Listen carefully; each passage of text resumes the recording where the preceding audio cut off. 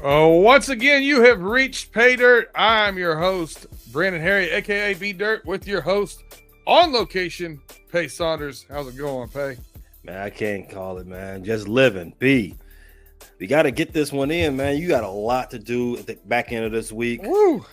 Yeah. You have a jam-packed weekend, so we have no time to spare, my boy. Unless you don't like sleeping. It's it's not even that. I want to pay for the Wi-Fi and get on while I'm on a bird headed down south. So yeah, I'll be flying around the time that we normally record on Wednesday, go live on Wednesday. So we're recording this on Tuesday. If you're catching it with us, we will be back to live next week. But I have some important business to attend to. It's personal life stuff, but we'll call it business. But looking at wedding venues and doing all that kind of crazy stuff, the fun stuff. Yeah, I'd like to say two kids in love, but the white hair in my beard doesn't let me get away with calling myself a kid anymore. Kid at heart. Yeah, for sure, kid at heart. For sure, kid at heart.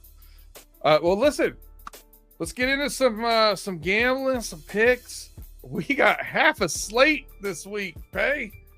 College football on a little break. So it is what it is. We got plenty of NFL games though, man. Plenty of NFL's buys are over with. We got some good games this week too, man. Yeah. Some talk abouters, even if I'm not going to bet them. And there are a couple dogs. There's a couple snoozers.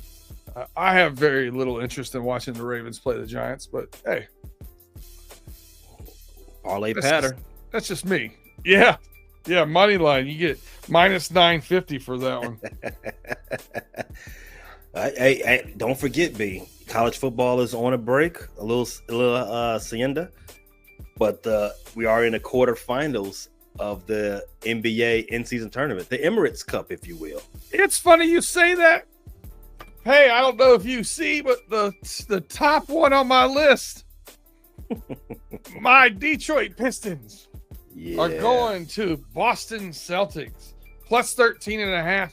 They played the Celtics pretty tough last time they played them. They ended up pulling ahead there at the end on the free throws and all that kind of jazz. Mm-hmm. But the Pistons kept it within 10, and they're getting 13.5 in Boston. This, I think, has a chance to be a Pistons cover, man. I think this is I think the Celtics win the game. I think it's around an 8 to 10 point game, but I'm gonna take the Pistons to cover this one. How about that? Started off with some NBA.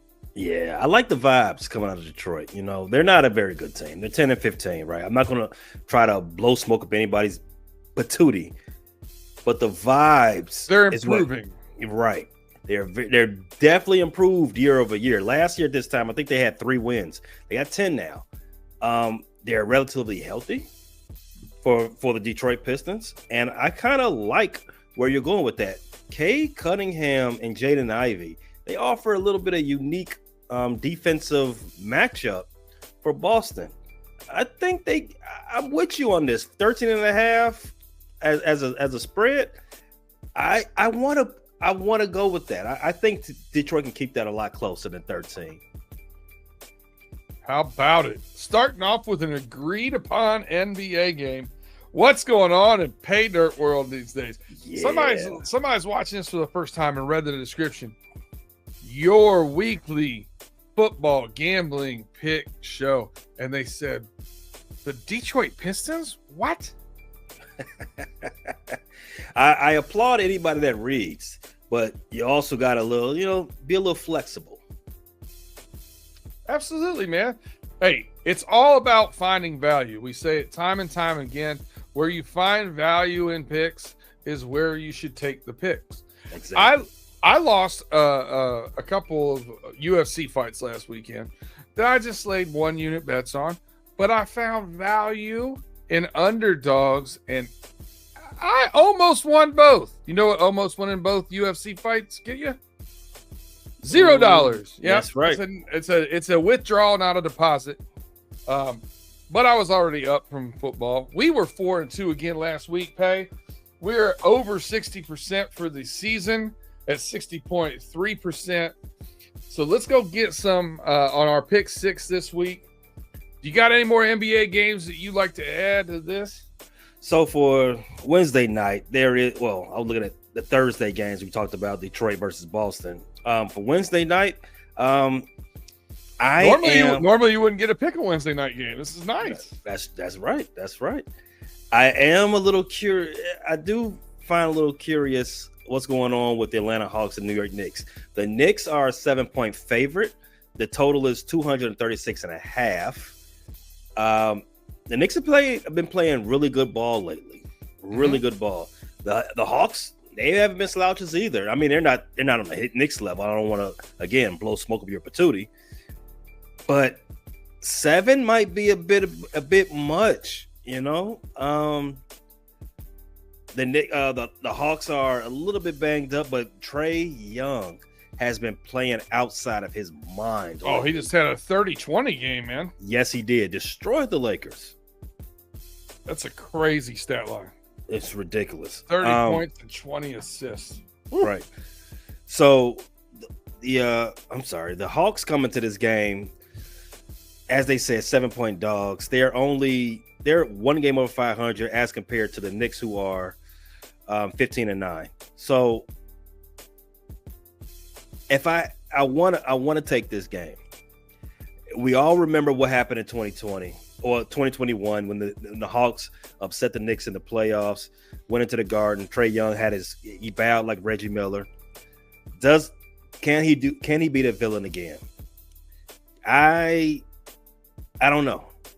I think the Knicks, they're good for 7. If one thing's for certain, Tom Thibodeau's going to push it to the limit. He's going to keep those guys out there.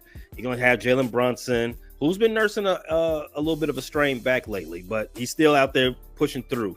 You're going to have Brunson, OG, Cat, Mikal Bridges. They're going to play the game. And everybody's favorite,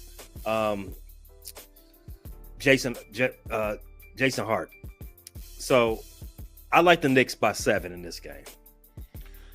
You know, to your point, the Knicks have started coming around. Obviously had some moving parts this season with the trade for Cat Williams. I think Cat Williams. I can't. Carl Anthony Towns. Sorry. Cat Williams. Funny though. But I think with Cat, you know, he's an interesting spacing player. Probably the best 3-point shooting big we've ever seen. Yeah, I agree. So, you know, it took a little bit of time, I think, at first, getting that spacing, getting used to how he plays defense. That was a big change from Julius Randle, who doesn't. I like this pick, man. I like the Knicks here. The Hawks have been streaky. I just don't think they have the talent to match up from top to bottom with the Knicks. I think the Knicks cover this. I think this is a 10, 12-point game. Let's put it on the slip. Let's roll. All right. Let's get to pigskin. Thursday. Yeah, we got it. We got a Thursday game. Now hold on a second. Hold on. Real quick. Okay, I want to get a moment of silence. All right, that's for college football. No action. No nothing. We don't get anything until the bowls start. God, I love bowl season though. All right, go ahead.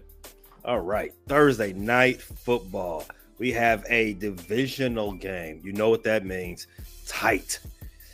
LA Rams, they travel north to the Bay Area to see the San Francisco 49ers. San Francisco gets a little home cooking 2 weeks in a row, huh? Yeah. 2.5 favorite for the home team. Total of 49. Now, we both saw each of these teams' last game this past Sunday, right? I, of course, did not enjoy watching the San Francisco 49ers. But I'm sure I, of course, did not enjoy you talking me into betting on the Bears. Yeah, me neither. That was distasteful, and I promise you I won't do it again. Oh, thank God. But I think we both enjoyed watching the Rams last week. Well, this past Sunday. When they're healthy, they're a completely different team. Completely different team. Who do you think is going to continue that good feeling into this game? I really comes down to me picking the healthier of the two teams. I think they're very evenly matched, but I think the LA Rams come into this game healthier than the 49ers, and I give them a slight advantage because of that. And you're giving me 2.5 points, I'm going to take it. I'm going with you on this one. I think the Niners dominant win, take nothing away from them. I think it's a bit of smoke and mirrors. I think they were aided by the fact that the Chicago Bears was a little bit in chaos, had a lot of moving parts going on around them and their preparation for that game, and the Niners took advantage of it. Make no mistakes about it. I don't think George Kittle can repeat that type of performance. He had 151 yards on 6 catches. 20-yard catch after 20-yard catch. He hasn't had 150 yards since 2021. He's not going to repeat that. Brock Purdy, he's nursing an injured shoulder. Nick Bosa didn't play in that game. Brandon Ayuk and Christian McCaffrey are done for the season, so they're nowhere near healthy. Their all-world left tackle Trent Williams, he's hurt. They had another offensive lineman down that game, and they still dominated the Bears. Again, take nothing away from them, but you got to step up at weight classes when you play a division opponent. And the LA Rams, who are healthy, like you said. Brock Purdy, back to his shoulder. He missed 2 games ago while his team was on a 3-game slide. And those 2 games that he did play during that losing streak, he totaled 280 yards combined. He had 300. He had 325 against the Bears. I think the real Brock Purdy is more so in that losing streak versus what you saw this past Sunday against Chicago. I don't think that the Rams, even though their defense isn't all that good, I don't think the Rams have a little bit more in store for them. They're going to press them a lot better. Jarrett Verse is probably the defensive rookie of the year. He is going to looks good, doesn't he? He looks very good. The Bears passed up on him twice, just for good measure. Okay. He's going to be in Brock Purdy's kitchen the entire game. He may not get a lot of sacks. He has a lot for a rookie, but he gets a lot of pressures. He can get to you. Disrupts the game. He is very, very disruptive. He makes his presence felt. I agree with you. All signs are pointing to the Rams being the better team right now, and it's just our benefit that they are getting 2.5 points. Makes the value on this bet something that you cannot pass up. Where I give the nod to the Rams too, and this is where I think the Bears went wrong in their game plan against the 49ers. The 2 games leading up to that, they gave up 157 yards rushing and 220 yards rushing. The 49ers did. I think that's where they can got this team as far as on the offensive side of the ball. And Kyron Williams, and don't look now, Blake Corum's getting some totes and looking pretty good. I think that running back duo gives them the advantage there in the running game. Hail to the victor. All right. How about? I'm with it. I like the Rams 2.5. What do you think about the total? I don't. I'm gonna stay away from that one. I don't know what to expect from the 49ers. One day they're hot, one day they're cold. But hey, that wraps up the weekday games here. Since we've only got a small slate here for the NFL and no college, let's take a quick break here. And let's hope that I don't put the ads in when I'm editing this in the moment of silence I took for college football.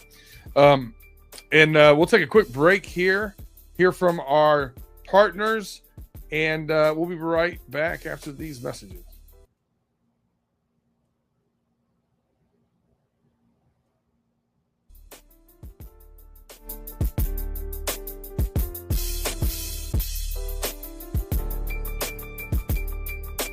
All right, welcome back to Paydirt. You've got Brandon Harriet, aka Paydirt, and Pay Saunders here. We went through our weekday games. That included a couple of NBA games to start us off since we didn't have college football, excuse me. And now we have the NFL. Thursday night game is done with. Let's get into this weekend. Some good games this weekend. What piques your interest first? I've already passed on that first game, the Ravens at the Giants. Yeah, we can pass on that one. So we've got a couple of a few games in that 1 o'clock window that are pretty interesting. So the first one that got my attention was your squad, the Bengals against the Tennessee Titans. I'm gonna say it again. The Titans, they were just eliminated from playoff contention last week as they lost a very winnable game to the Jacksonville Jaguars. They couldn't score a touchdown. As of right now, as recording this, we don't know if Will Levis is going to play Sunday, which puts Mason Rudolph, your boy, in the driver's seat for the Tennessee Titans offense. But that's not the story of this game. You got this high-flying Bengals offense against a very tepid Tennessee offense, right? So it may be a little bit of an off day for that defense. So it should give you all the advantage, right? I mean, reasonable minds would think that, right? And these two teams, they know each other a little bit. Mason Rudolph obviously played against the Bengals quite a bit. And Brian Callahan came over as the offensive coordinator for the Bengals as head coach as the Titans. That's true.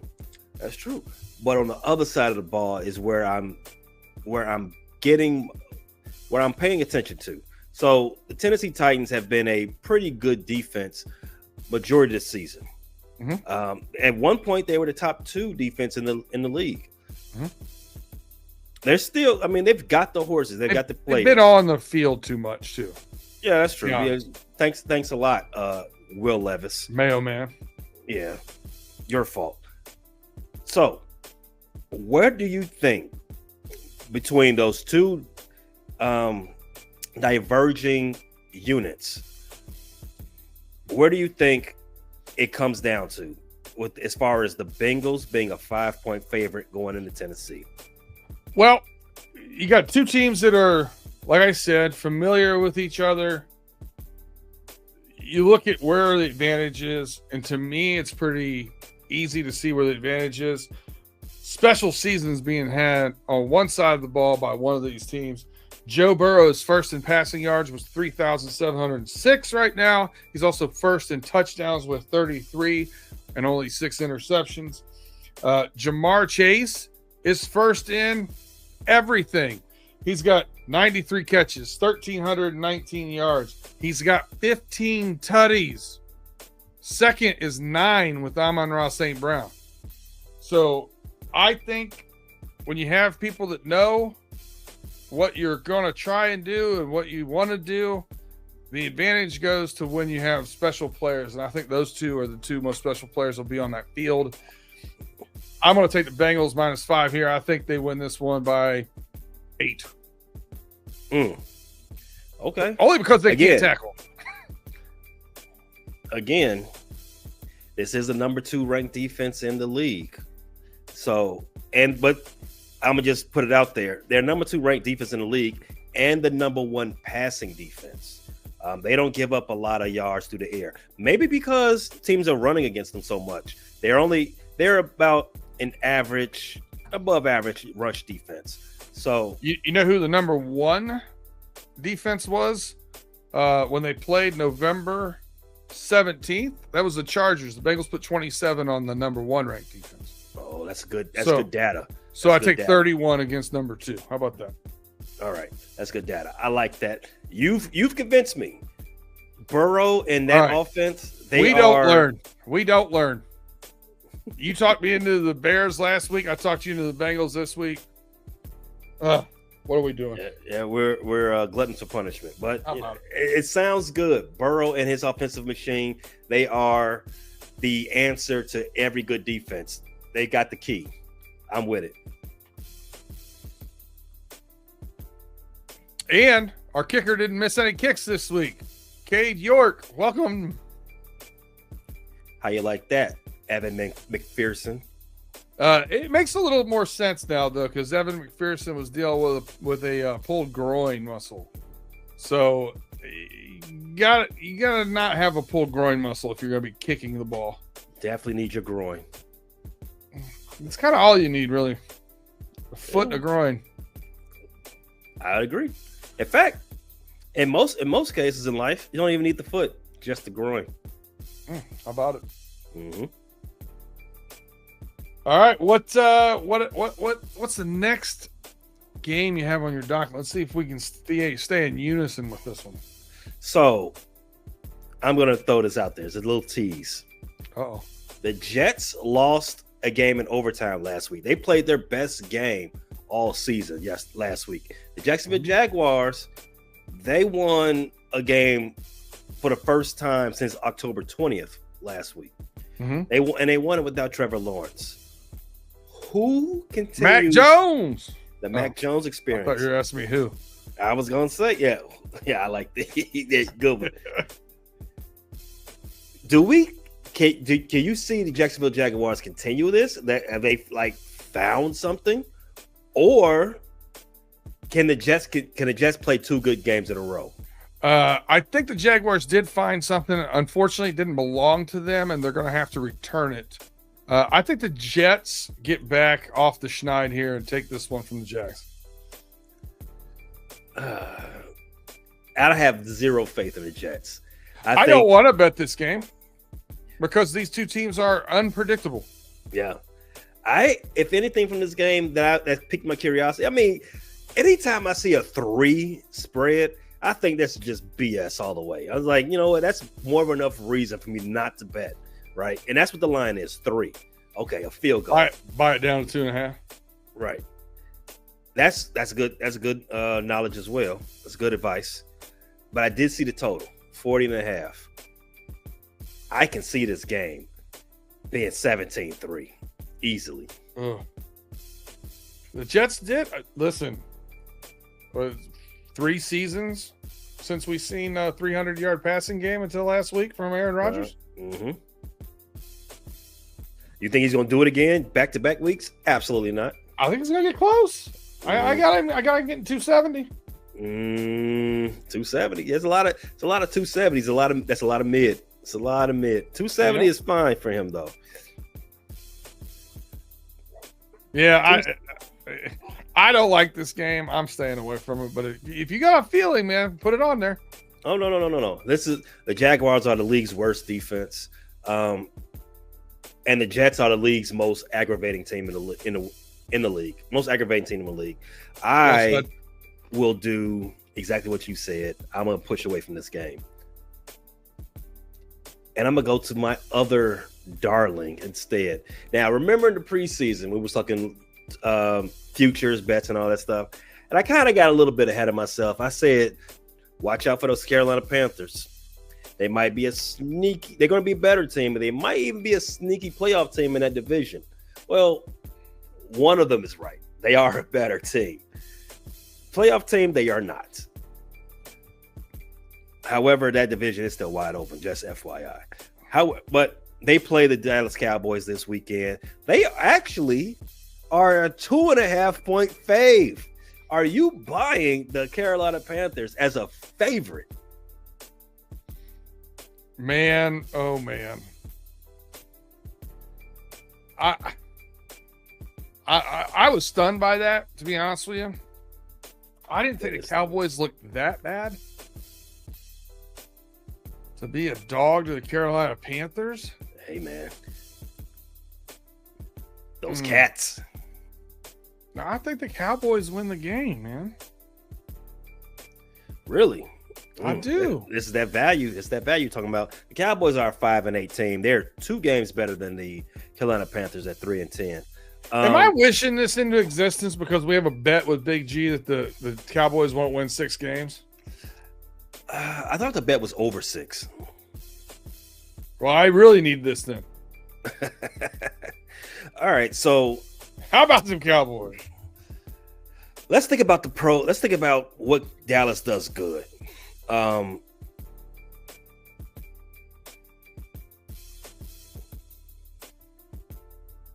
I'm blanking. I don't really know. Talk. Yeah. Did they suspend Micah Parsons? Is he going to continue playing the rest of this season? I didn't see a suspension. I did see a tantrum. No, I didn't see a suspension. I think the notes that I heard coming out of Dallas was they all appreciated that he cared, I guess. I don't know. CD Lamb's still good. Rico Dowdell's looked good, but can't get in the end zone. I don't know, man. I don't know. If I like anything in this game, I might like the over. The over is sitting at right now at 43 points. I mean, that's about fair. You can see that happening. But back to Carolina, like I've said, they've been playing really well. They haven't been winning, right? They've won some games. Obviously, they got 3 wins, but it's not a lot. Not very impressive. But they've been playing well enough to cover a lot of times this season. You've seen some growth out of Bryce Young. You've seen Chuba Hubbard have a career season, so much that he has got an extension already. And the Cowboys, if they're going to be had, it's going to be that rush defense is not good. No, it's not, which I like the fact because I got a lot of shares of Chuba on my fantasy squads. Okay. The last 5 times they've played, Dallas has won 3 of them. So if that means anything, you might want to lead in Dallas. So this goes back to what we were saying, value. They're a dog. You get the most value taking that dog. So it's crazy right now. But however, and you also want to keep this into perspective. Dallas is 4-9 this season against the spread. Carolina, remember I told you earlier, they've been playing well enough to cover. They're 6-7. They've had some pretty big lines too. Maybe Vegas is catching up to give them a little bit more respect. What's your play on this one? Now, smart money is I'm gonna stay away from this because it's a little dicey, right? But if I was I am leaning Carolina. Maybe because I got a little soft spot for them. Maybe that's the case. But I've been watching them play, and they're not as bad as their record. They are trending up. Bryce Young has been looking good. And their defenses looked better recently. They looked bad earlier in the year. Yeah, they did. But my official stance on this is I lean Carolina, but I'm not going to put it on any slip. I might bet it's by itself, just as a little play money. I like that. Listen, this Steelers Eagles game, I really wanted to jump on this Eagles game until I started seeing that they were having a little trouble in paradise. You normally don't see teams that are 11-2 bickering about each other, but they do. Yeah, Brandon Graham, AJ Brown, has said there's some unhappiness there with AJ Brown, and I thought the whole reason why he went there was because he was friends with Hurts, right? He was friends with the quarterback, so that's where he wanted to go. And now he doesn't like the quarterback because he's not throwing in the ball enough or something. I made mention of this on the. Like it? You still like the Eagles there? Or do you think the Steelers now sneak in? Oh no, the Eagles, their defense is still kumbaya-ing. So I like this game to be very closer than that 5-point line, to be honest with you. So I guess that's me taking the Steelers. But remember I said on the No Cap recap show that if there's a chink in the Philadelphia Eagles armor, because I think we both agree they're not the best team in the conference. One of our co-hosts does, one of his favorite teams. If there's a chink in their armor, is their passing offense is not where it should be. AJ Brown, for as talented as he is not necessarily showing itself. The fruits of the labor is not showing itself in the stat sheet. And Dallas Goedert is now on IR. Devontae Smith is almost like an afterthought for most weeks of the former Heisman winner. It's really just a Saquon show. And correct me if I'm wrong, the Steelers have a very good rush defense, do they not? Good question. The Pittsburgh Steelers, they are the number 3 rushing defense. I'm like I said, I'm leaning towards the Steelers. I like this game to be a lot closer, and I don't think that they're the number 4 rushing defense. I'm sorry, wrong integer. I don't think that those issues on the offensive side of the ball for Philadelphia will get smoothed out over anytime soon, especially not this week when you're playing a team like the Steelers, right? I think that's something that's going to just have to be fixed further down the line. It may even permeate into the playoffs. If you recall, you asked when you opened this segment, like, what good team is bickering like this? Remember Super Bowl 39? Eagles versus the Patriots? T.O. and McNabb bickering while in the Super Bowl. It's par for the course for the Eagles. I got the Steelers giving up their 10th best yards per attempt on the rush, and that's kind of where I like to stick my head in. Oh no, that's passing. I'm sorry. Passing their 10th. Passing yards per attempt, the Eagles are first. Mm-hmm. Yeah, they're 4th. The Eagles are also, man, the Eagles have a good defense, huh? Mm-hmm. They're 8th in rush. I don't know, man. I just have a gut inclination. I think this one could get out of hand. I think the Eagles could win this by a couple touchdowns. Really? Yeah, I think the glass slipper, it's the glass slipper thing. I think going into the season, the Steelers were 8.5 wins with Vegas. I thought that was an easy bet, but I don't see them running this table out. Their schedule is very back-loaded with good teams being at the end of their game. So I think they're poised to lose 2 or 3 games here before the end of the season. So I like the Eagles here to win and cover. Again, probably not a parlay for me, like you said about the last game, Pay, but a single slip, single unit bet, just to give it a little more interest, I'll probably do. Okay, so I'm on the opposite side of this with you. I think this game would be I think this game is begging to be close. All the metrics tells you that it's going to be a little closer. I'm going to stay away from the total. That total is a little too low for me for these two type of teams. So I would just take Pittsburgh +5. Is Pickett playing? No. Again, I don't think. I'm on the Eagles. I don't think Pickett is that big of a factor, in my opinion. I do like the next game that's listed here, even though the spread has changed a half point since we started. The Colts go to the Broncos. I think the Broncos defense, their running game, and Bo Nix has obviously been kind of the steal of the draft so far as quarterbacks. I thought they overreached for him, and he's playing pretty good football. I like the Broncos here -4. I don't think the Colts get right in Mile High. I'm leaning Broncos. What are your thoughts? I agree with you there. I think the Broncos are a little further ahead than what the Colts can offer. I'm still waiting for the pumpkin, for the character to turn back to a pumpkin in Indianapolis.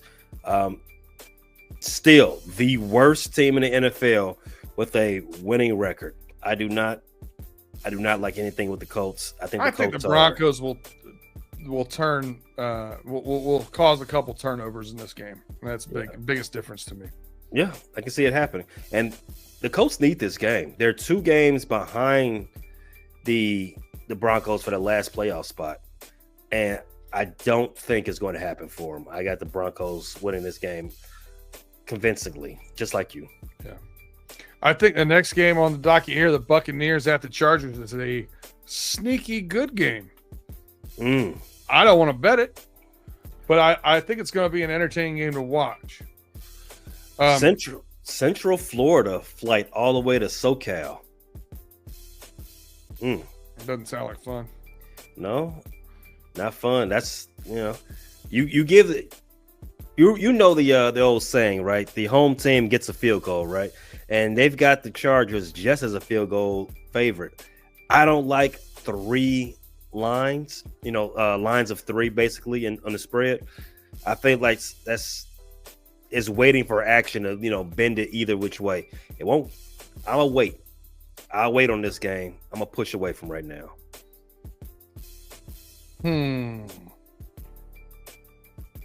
All right. What about let's see here. We got a Rust Belt. We got a Rust Belt game here coming up. Buffalo Bills at the Detroit Lions. Gonna be in the dome at Ford Field.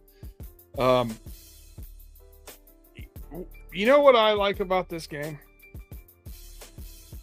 I like that the number 1 and number 2 scoring offenses are going to be facing off here. I don't care what the over-under is. I'm betting the over. Yeah. Give me that over. Yeah, I'm with you on that one. I expect to see points. Listen, Detroit, much has been made about Detroit's defense being banged up. No one's really pressed them on it yet. But if anybody's going to do it, it's the guy leading the MVP race. Yeah. Buffalo's averaging 30.5 points a game. He had 6 touchdowns last week. Detroit's averaging 32.1 points per game. This over is below their average. Hit me with it. Let's go. Any thoughts on who will take the game? I think the Lions are due to lose one. Yeah. I think that's just the way it is. Was that plus 120 on the money line? That might actually interest me. We'll see. Okay. But I like the over. I think this is my favorite bet of the week. Number 1, just because I like to bet overs, and I'm rooting for an exciting back and forth matchup here. So when I looked at it, and maybe you can see now, maybe they do, but prop bets weren't out yet on the Detroit running backs. But I think the Detroit running backs are gonna have big days. Well, and then don't forget the other running back on the other side, the James Cook. No, the props aren't out just yet. Yeah. So we'll come back to that. Keep an eye on those prop bets, man. I like the Lions prop bets. Maybe anytime touchdown for Montgomery and Gibbs, total yards and rushing yards. Mm-hmm. Okay. There's only 3 more games left in the week 15. So, you like any of them? Actually, I do not. Better not like that Bears game. Stay away from that thing. You got the Patriots versus the Cardinals game of the week. You got Sunday Night Football between the Packers and the Seahawks. And I like that game. Really? I do. McDonald's got those boys playing defense. We've got Geno right now, 2nd in the league in passing yards, playing really well. Jackson Smith and Jigba is 6th in receiving yards. And now you've got Zach Charbonnet starting to turn over a little bit and play well. So they've got dual threat there at running back. So I like the Seahawks here +3. I'm going to keep an eye on this one because I have a sneaking suspicion this may end up at +3.5. But I like the Seahawks here. 12th man Sunday night game. I think that they normally in a close game will favor that home team. I like the Seahawks here +3. Yeah, I'm gonna stick with the what I've been saying all episode. This line is it's stuck at 3, and I don't like that. I don't think it's stuck at 3. 79% of the public right now betting on the Packers. Yeah, keep an eye on this line. I think by Friday it could be 3.5. I agree. 79%. Well, the Packers have a larger fan base, and they glaze their team a little bit. Seahawks are a better squad. I think they're a little bit more tested in that respect. I think, and as we get closer to the playoffs, they're already in playoff mode. They just won a very gritty game last week. They've been winning gritty games for the last month. The Packers, they lost their only gritty game they've played in the last month, and so you got to prove it to me. That's no shade because I hate the Packers, but it's just a fact of the matter. Jordan Love hasn't looked like he looked the last 8 games last year. No, he's very hurt. He's been extremely hurt. He's hurt. He's been turning over the ball. I think the way the Seahawks defense has been playing here, they're taking on the personality of their coach in McDonald, and I expect them to win this game. I expect them to win as well. If anything, for right now, I'll take them on the ML, the money line. Okay. But I will wait for the spread to give me something a little bit more enticing. The last game of the week, we got the Bears against the Vikings. I am pushing away from the table. I've had enough food. Oh, I'm sorry. This is another doubleheader. Another doubleheader on Monday Night Football. What is the both dogs? Yeah, what is the NFL doing? Come on. They got Atlanta versus the Raiders as well on ESPN. Out of these 4 teams, all of them, well, not the Vikings. 3/4 of these 4 teams are trash. The Vikings are playing their best ball of this year. And the Bears are not playing their best ball of the year. I think it's a layup for the Vikings. The Atlanta Falcons have lost 4 games in a row. That's half as many as the Bears have lost in a row. And Kirk Cousins has turned the ball over 8 times in that 4-game span. The Raiders, man, I don't have nothing good to say about the Raiders. I'm staying away from both of these games. I agree with you 100%. All right. Great. Too volatile, and I do not want to watch. I had a fun stat I want to share with you on the running through the jungle today. It has nothing to do really with gambling, but the Bengals' offensive line woes have been kind of well documented over the past 5-6 years. Rookie Amarius Mims, playing right tackle for us, has faced Max Crosby, Micah Parsons, TJ Watt, and Myles Garrett so far this season, and has given up 0 sacks. Congratulations. You might have found you a dog. He's got a couple of penalties, but he's given up 0 sacks to those 4 guys. That's pretty bad. I wish I had a stat like that for my team. Yep. Maybe next year. Yep. Cody Ford, on the other hand, he has not had that same luck. All right.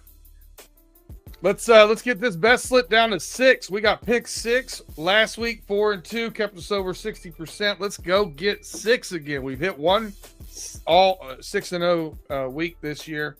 If you're playing that by a parlay, do it. I play parlays with a little bit less money, a half unit kind of bet. I will bet this line across the line, all 6 of them, and it's worked out very well for me so far this year. All right, we've got 9 bets on the slip. I think what we usually do is if we disagree and they both end the slip, we just cancel it out. You want to continue with that tradition? Yes, sir. All right, so we disagreed on the Philadelphia Eagles and the Steelers bet, Steelers game. We just take those 2 off. Makes our work easy. So now we have 1 game to get rid of. Let's get rid of one of the NBA games. All right. So if I was to tell you that the most volatile game of those two NBA games was the Detroit Pistons versus the versus the Celtics, would you disagree? I would not. All right. I think this is easy. All right. That's 6. Oh, look at that. All right. So we got the Knicks -6.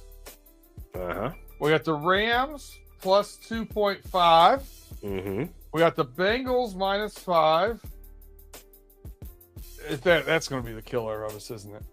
Damn it. Broncos -4. We got the Detroit over, and that's going to probably be a standing bet for me until proven otherwise.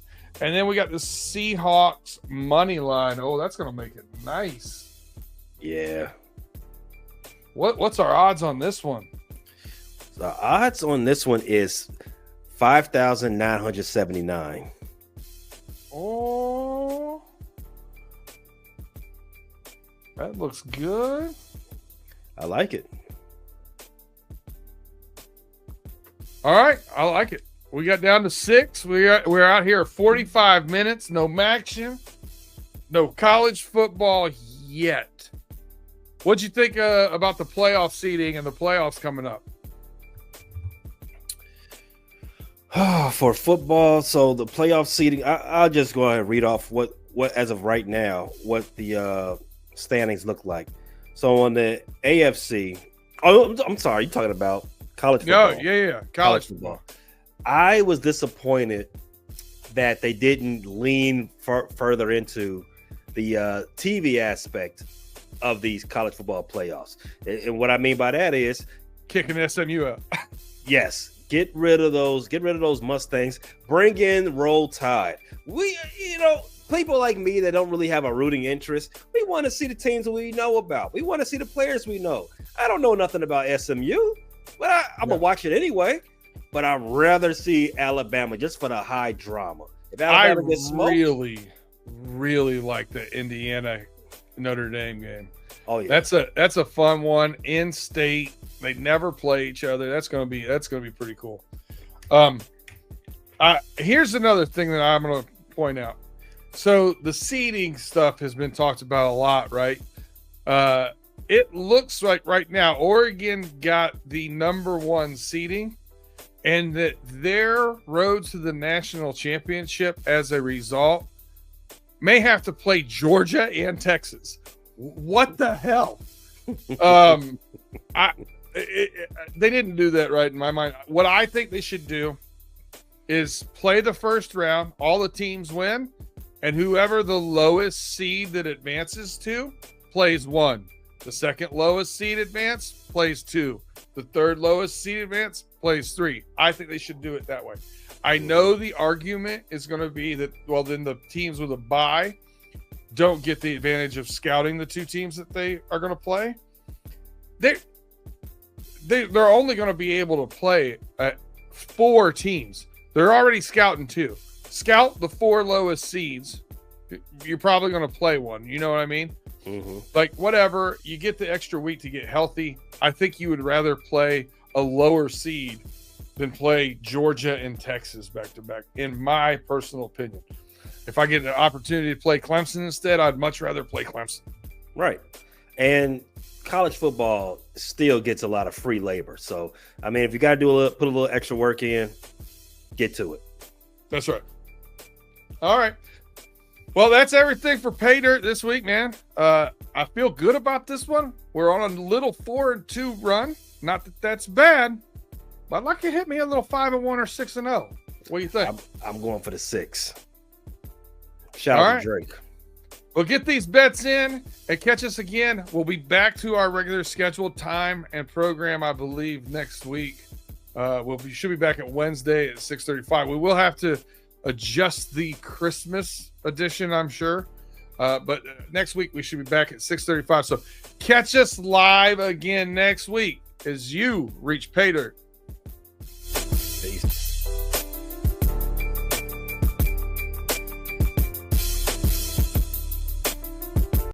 Thanks for listening to this latest edition from the Frustrated Chicago Sports Fan channel. Whether you listen to this on Apple Podcasts or Spotify or watching on YouTube, make sure you like, subscribe, share with a friend, and hit the notification bell so you never miss a drop. And all my homies from Chicago, we say 3 things: bear down, go Cubs go, and sell the team, Jerry.